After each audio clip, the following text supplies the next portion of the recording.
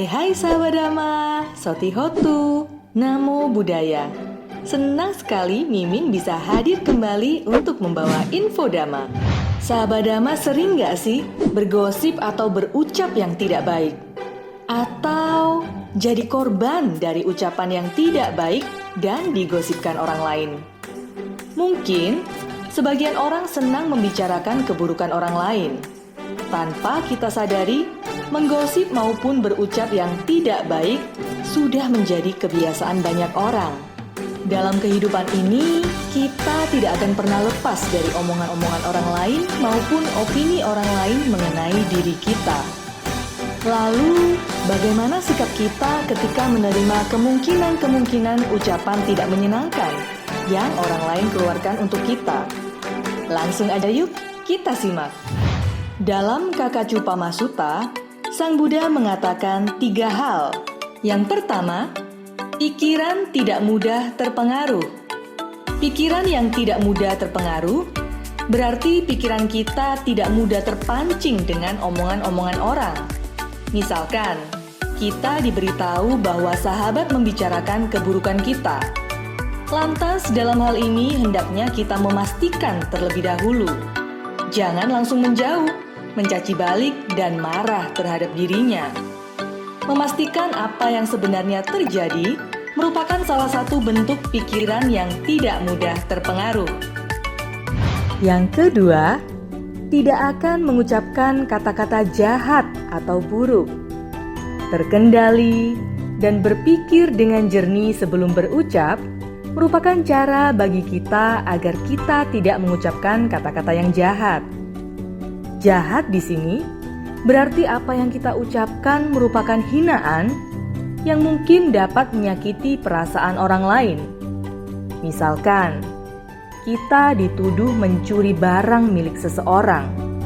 Lantas, kita yang merasa tidak bersalah, lalu tidak terima dan emosi. Kemudian, tanpa pikir panjang, kita mengumpat dan mencaci orang yang telah menuduh kita. Alih-alih membela diri, kita hanya akan memperburuk keadaan. Tidak mengucapkan kata-kata jahat atau buruk berarti menjadi tenang dan tidak tergesa-gesa dalam menyikapi suatu hal. Dan yang ketiga, berdiam dengan pikiran yang dipenuhi dengan cinta kasih, tak ada kebencian serta iri hati.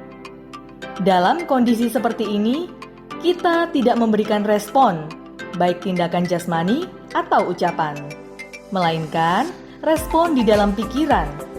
Kita cukup berdiam diri sambil memancarkan cinta kasih kepada siapa yang telah sengaja atau tidak sengaja menyakiti diri kita. Misalkan, ada orang yang iri, tidak senang atas pencapaian kita. Lantas orang tersebut mengumpat dan mencaci kita, lalu menebar gosip yang tidak-tidak atas pencapaian yang kita peroleh. Ini yang harus kita lakukan, cukup berdiam, memancarkan cinta kasih kepada orang tersebut dengan berpikiran semoga orang tersebut berbahagia, semoga ia tersadarkan. Cinta kasih atau metta merupakan obat mujarab yang menyembuhkan dua pihak, baik si pemberi obat maupun yang menerima obat. Nah, dengan demikian, memiliki sikap tidak mudah terpengaruh, kemudian tidak mencaci balik dengan kata-kata yang buruk, dan senantiasa berdiam dengan pikiran yang dipenuhi dengan cinta kasih, akan membuat sahabat Dhamma menjadi tenang terkendali, dan batin menjadi tidak menderita akibat ucapan yang tidak baik tersebut. Semoga sahabat Dhamma semakin rajin dan bersemangat untuk belajar dan praktik Dhamma. Salam cinta kasih universal. Yayasan Lokutara Dhamma.